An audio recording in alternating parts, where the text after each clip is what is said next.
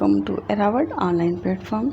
आप सभी दोस्तों का, आप सभी व्यूअर्स का हमारे चैनल पर बहुत बहुत स्वागत है। अगर आप हमारे चैनल पर नए हैं तो आप हमारा चैनल सब्सक्राइब कर लीजिए। आज के इस सेशन में हम आपसे प्रारंभिक परीक्षा के बारे में कुछ बात करेंगे। यह प्रारंभिक परीक्षा आपको एकदम हाल में आने वाली ARO की परीक्षा के संबंध में बहुत कुछ देने वाली है। आपको बहुत कुछ मिलने वाला है इसमें। RO और ARO की जो प्रारंभिक परीक्षा होगी, इसके संबंध में हम पूरी तैयारी कराएंगे आपको। इसमें हम एक निश्चित टॉपिक लेंगे और उस टॉपिक के आपको 25 क्वेश्चंस देंगे और उसी 25 क्वेश्चंस को एक्सप्लेन करते हुए हम पूरे सिलेबस को कवर करेंगे। तो आज का ये सेशन पहला सेशन है और इसकी जो स्टार्टिंग है वह हम हिस्ट्री से कर रहे हैं। इसमें आज हमारा जो पहला टॉपिक होगा, जो पहला टॉपिक हमारा होने वाला है वह सिंधु घाटी सभ्यता होने वाला है। सिंधु घाटी सभ्यता के बारे में हम बात करने वाले हैं। सिंधु घाटी सभ्यता से जितने भी पॉसिबल क्वेश्चन प्राइमरी एग्ज़ाम में मतलब प्री एग्ज़ाम में बन सकता है, उसकी हम बात करेंगे। यह प्री एग्ज़ाम किसका होगा? जिन्हें RO देना है उनके लिए यह बहुत अच्छा होगा, या जिन्हें अभी हाल ही में BO का एग्ज़ाम आने वाला है उनके लिए अच्छा होगा, और जिन्हें PCS 2024 को फोकस करना है उनके लिए अच्छा होगा। ये तो लोक सेवा आयोग के एग्ज़ाम की बात हो गई। इसके अलावा अभी जो वैकेंसी आपकी यूपी पुलिस की वैकेंसी भी आ रही है, इसमें भी GS के क्वेश्चंस होंगे। तो जो यूपी पुलिस की तैयारी कर रहे हैं, SI की तैयारी कर रहे हैं, वो भी इस वीडियो को देखें, इसको समझें और इसको एक्सप्लोर करने की कोशिश करें ताकि वो एग्ज़ाम में अच्छा परफॉर्म कर सकें। इसके अलावा एक बिहार शिक्षक की भी वैकेंसी अभी आपके लिए आई हुई है। अभी इसका नोटिफिकेशन चल रहा है। अगर आप इसके लिए एलिजिबल हैं तो इसमें अप्लाई ज़रूर करें, ठीक है। अगर आप एलिजिबल हैं तो इसको अप्लाई करें। इन सारे एग्ज़ाम्स को देखते हुए हम इस सेशन को आपके लिए लेकर के आए हैं। इस सारे एग्ज़ाम्स में आपको हमारा जो ये MCQ सेशन है ये बहुत काम करेगा, ये बहुत आपको काम देने वाला है। तो चलिए हम स्टार्ट करते हैं।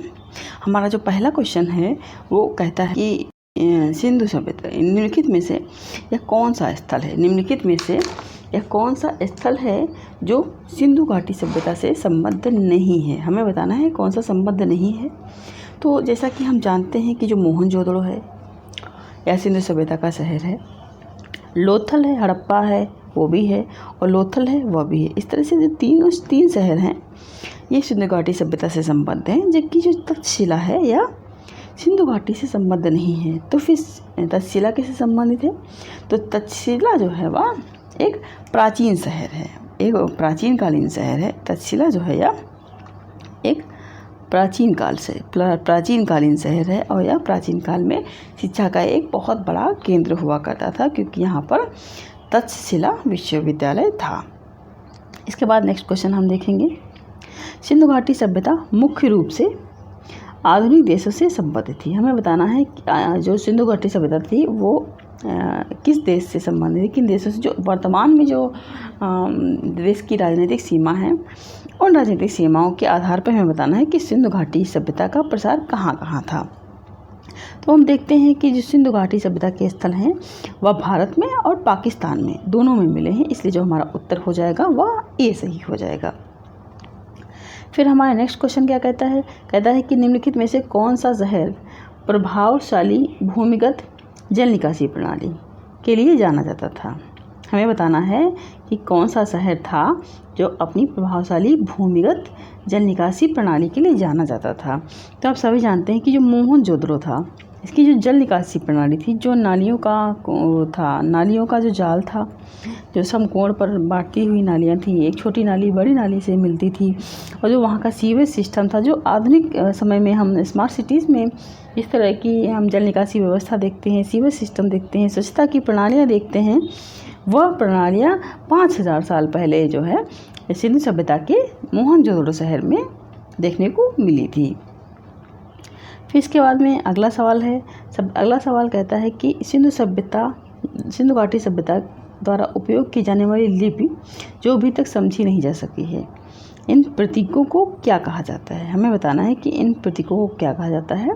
तो इन प्रतीकों को हम पिक्टोग्राफ या चित्रलेख कहते हैं, क्योंकि इन सिंधु सभ्यता की जो लिपि थी वह चित्रात्मक लिपि थी, इसीलिए इसको हम पिक्टोग्राफ या चित्रलेख कहते हैं।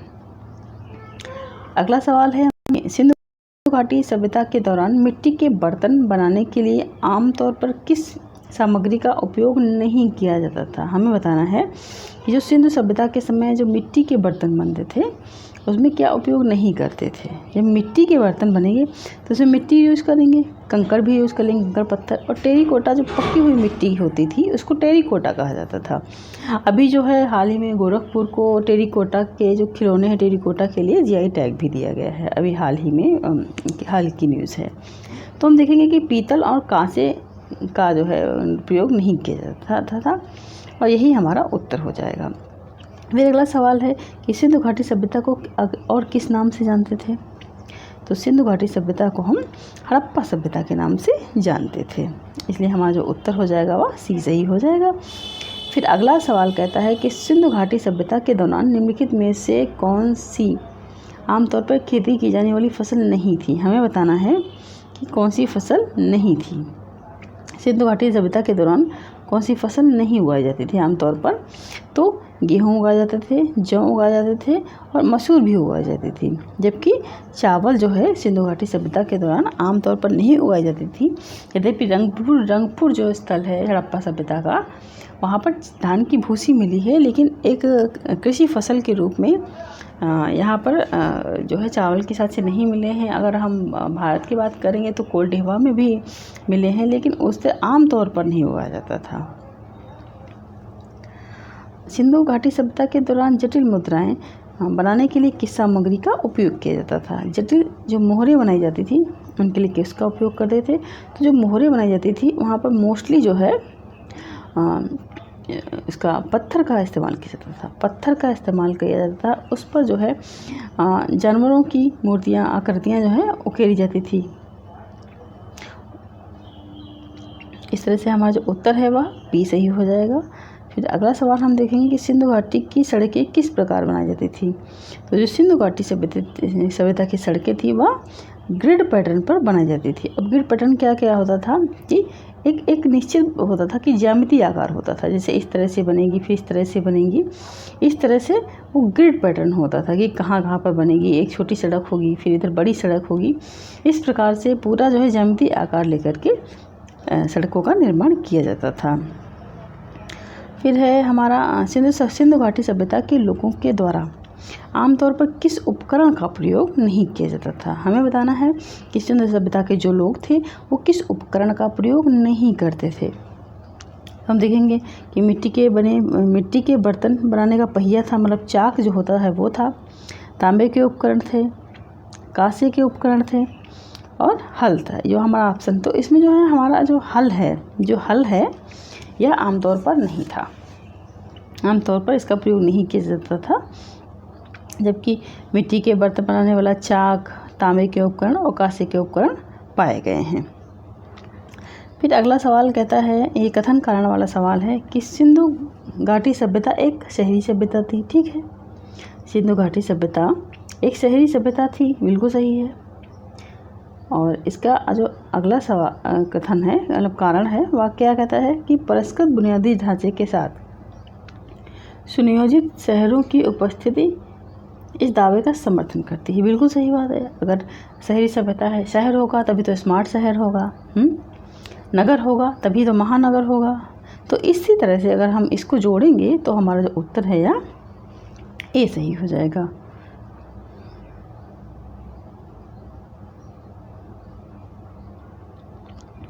फिर अगला सवाल देखेंगे कि सिंधु घाटी सभ्यता में लेखन की एक प्रणाली थी। ठीक है। फिर अगला है कथन जो हमारा कारण कहता है कि पुरातात्विक खोजों में मोहरों और अन्य कलाकृतियों पर शिलालेख शामिल हैं जो एक लिखित भाषा का सुझाव देते हैं। कहने का तात्पर्य यह है कि हाँ देते हैं, लेखन शैली थी और जो उसके जो है लेखन जो है मोहरों पर और कलाकृतियों पर मिले हैं, वो बात अलग है कि हम उसको पढ़ नहीं पाए हैं, लेकिन मिले हैं। इसी तरह से जो हमारा उत्तर होगा वह ए सही हो जाएगा। सत्य है क्योंकि मिले हैं यहाँ पे। फिर अगला सवाल है, वो भी कथन कारण का सवाल है। हमारा कथन कहता है कि सिंधु घाटी सभ्यता एक सुव्यवस्थित व्यापार का नेटवर्क था। सिंधु घाटी सभ्यता में एक सुव्यवस्थित व्यापार नेटवर्क था, बिल्कुल था। सुदूर क्षेत्रों से अद्वितीय कलाकृतियाँ और सामग्रियों की खोज व्यापक जो है व्यापार का संकेत देती हैं, बिल्कुल देती हैं कि जो है आपके यहाँ जो लोथल है वहाँ से अरब की मुद्राएं, अरब की जो है मोहरें वो मिली हैं। इस तरह से हम देखते हैं तो ये जो है दोनों हमारे कथन सही हो जाते हैं और हमारा जो उत्तर है वह ये सही हो जाएगा। फिर अगला सवाल है कि सिंधु घाटी का पतन संभवतः पर्यावरणीय कारणों से प्रभावित था। पतन मोस्टली जो होता है अगर बड़े पैमाने पर है तो वह प्राकृतिक ही होता है, क्योंकि अगर मानवीय होगा तो कहीं ना कहीं लोग बच जाएंगे, किसी भी अवस्था में बचेंगे। मान लीजिए न्यूक्लियर बम गिरा तो कुछ लोग तो बच जाएंगे, अब वो हाँ छत विछत हो जाएंगे लेकिन बच जाएंगे। लेकिन अगर प्राकृतिक आपदा आती है तो वहाँ पर सबका खत्म होना निश्चित है, इसीलिए पर्यावरण संरक्षण भी आवश्यक है। नदी, फिर हम चलिए ठीक है, अगला हम अपना स्टेटमेंट देखते हैं। नदी के मार्ग में बदलाव, बाढ़ और सूखे का कारण कृषि पद्धतियाँ बाधित हो सकती हैं और सभ्यता का पतन हो सकता है। बिल्कुल सही बात, यही तो बात है कि अचानक से बाढ़ आई, अचानक से सूखा हुआ या भूस्खलन हुआ या आपके बादल फट गए, इस तरह से एक बहुत ज़्यादा पानी का बहाव हो गया या बहुत ज़्यादा सूखा हो गया, इस तरह से लोगों की मृत्यु हो जाती है और पूरी सभ्यताएं समाप्त हुई हैं। फिर अगला हमारा कहता है क्वेश्चन कि सिंधु घाटी सभ्यता में उन्नत स्वच्छता और साफ सफाई का अभ्यास किया जाता था। उन्नत स्वच्छता और साफ सफाई का अभ्यास किया जाता था, ठीक है। उसका कारण क्या है कि सुनियोजित जल निकासी प्रणाली, सार्वजनिक स्नान गृहों की उपस्थिति स्वच्छता पर ध्यान देने का संकेत देती है। बिल्कुल सही बात है। जो आपकी जल निकासी प्रणाली थी, सार्वजनिक स्नान गृह थे, व्यक्तिगत तो थी, सार्वजनिक स्नान गृह जैसे कम्युनिटी के देखेंगे आप, गवर्नमेंट जो है स्मार्ट सिटीज़ में कम्युनिटी टॉयलेट बनाती है, नहाने के स्थान बनाती है, उस तरह की व्यवस्था जो है सिंधु सभ्यता में पाई जाती थी। हमारा उत्तर ये सही इस तरह से हो जाएगा। हमारा जो नेक्स्ट क्वेश्चन है वह लोथल से संबंधित है। क्वेश्चन कहता है कि लोथल के संबंध में निम्नलिखित कथनों पर विचार कीजिए। पहला हमारा स्टेटमेंट है वह है कि यह गुजरात के अहमदाबाद ज़िले में स्थित है। बिल्कुल सही, यह गुजरात के अहमदाबाद में स्थित है। दूसरा कथन है कि इसकी खोज SR राव ने 1955 में की थी। यह भी सही है। इस तरह से हमारे दोनों ही स्टेटमेंट सही हैं और जो हमारा उत्तर है वह सी सही होने वाला है। इसके बाद अगला सवाल देखेंगे कि सिंधु घाटी सभ्यता के लिए मेसोपोटामिया के रिकॉर्डों में निम्नलिखित में से किस शब्द का प्रयोग हुआ। मतलब सिंधु सभ्यता के लिए, मतलब यहाँ पे थोड़ा सा वो है कि सिंधु सभ्यता के जो व्यापारी थे, जब वो व्यापार करने मेसोपोटामिया की सभ्यता के देशों में जाते थे तब उन्हें मेहुला कहा जाता था, उन्हें मेहुला कहते थे। इसलिए जो सिंधु सभ्यता के लिए जो मेसोपोटामिया के रिकॉर्ड में जो मेहुला शब्द हुआ है वह व्यापारी का शब्द है, व्यापारी से संबंधित है। सिंधु सभ्यता के संदर्भ में हमें फिर से सही कथन का चुनाव करना है।